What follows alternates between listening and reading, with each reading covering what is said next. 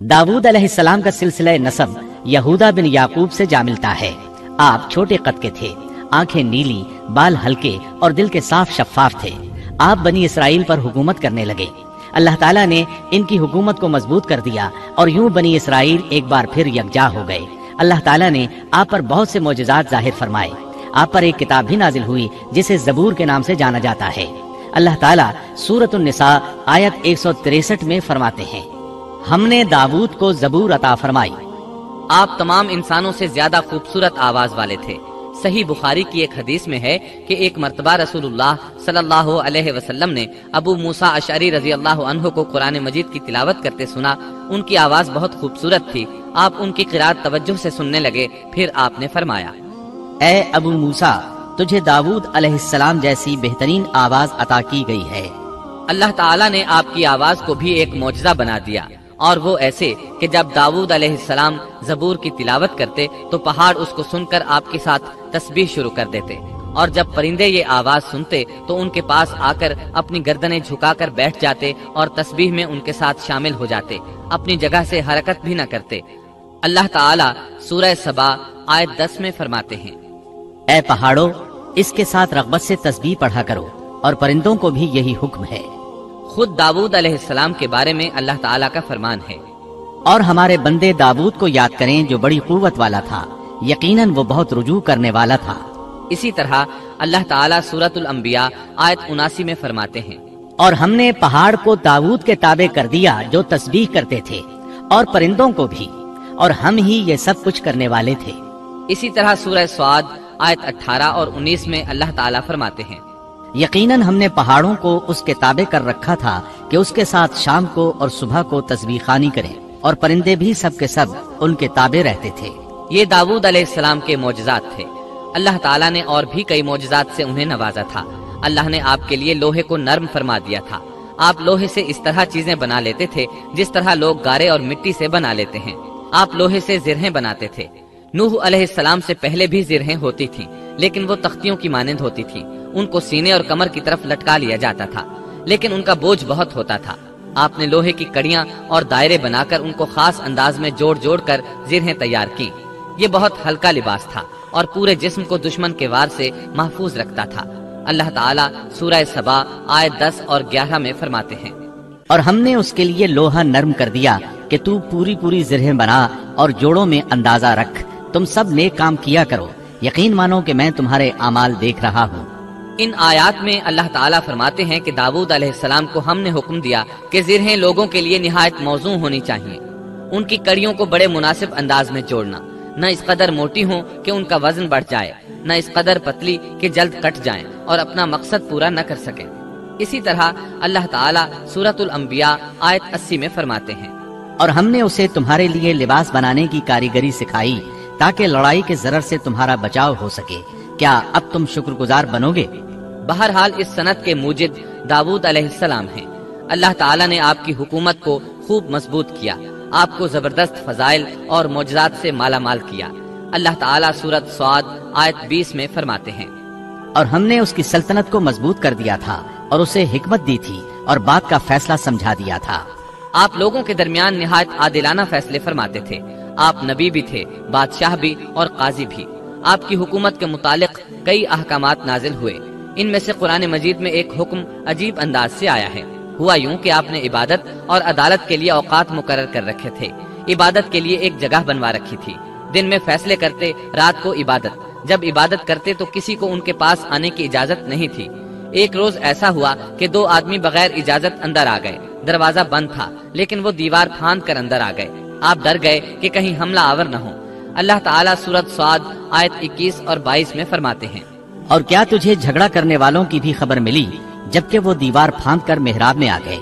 जब ये दाऊद के पास पहुंचे तो वो उनसे डर गए। वो कहने लगे, खौफ न कीजिए, हम मुकद्दमा के 2 फरीक हैं। हम में से एक ने दूसरे पर ज्यादती की है, लिहाजा आप हमारे दरमियान हक के साथ फैसला कर दीजिए और नाइंसाफी न कीजिए और हमें सीधी राह बता दीजिए। दाऊद अलैहिस्सलाम ने फरमाया, बताओ तुम्हारा क्या मसला है? उनमें से एक ने कहा, ये मेरा भाई है, इसके पास 99 दुम्बियां हैं और मेरे पास एक ही दुम्बी है, लेकिन ये मुझसे कह रहा है कि अपनी ये एक भी मुझे दे दे اور مجھ پر بات میں بڑی سختی برتتا ہے۔ اس آیت کی تفسیر میں ہے کہ ایک دمبی والے بھائی نے کہا، یہ میرا بھائی بہت چالاک ہے، برے طریقے سے بات کرتا ہے، کہتا ہے کہ میری دمبیاں چرنے جاتی ہیں تو اس اپنی ایک دمبی کو بھی ان کے ساتھ بھیج دیا کرو۔ جب میری دمبی اس کی دمبیوں کے ساتھ آنے جانے لگ گئی تو اب یہ کہتا ہے کہ یہ بھی میری ہے، اب میں خالی ہاتھ ہوں۔ اس طرح میں اس کے ظلم کا نشانہ بن چکا ہوں۔ داؤد علیہ السلام نے فوراً کہا، اس کا اپنی دمبیوں کے ساتھ تیری ایک دمبی ملا لینے کا سوال واقعی تیرے اوپر ایک ظلم ہے، اور اکثر حصے دار اور شریک ایسے ہی ہوتے ہیں کہ ایک دوسرے پر ظلم کرتے ہیں، سوائے ان لوگوں کے جو ایمان لائے اور جنہوں نے نیک عمل کیے، اور ایسے لوگ بہت ہی کم ہیں۔ داؤد علیہ السلام نے دوسرے بھائی کی بات سنے بغیر ہی اسے ظالم ٹھہرا دیا۔ آپ کا فیصلہ سنتے ہی دوسرا بول اٹھا، آپ نے میری بات تو سنی ہی نہیں اور فیصلہ دے دیا، پہلے آپ میری بات تو سنتے۔ داؤد علیہ السلام فوراً بھانپ گئے کہ ان سے غلطی ہوئی ہے، اور سمجھ گئے کہ یہ اللہ تعالیٰ کی طرف سے آزمائش ہے۔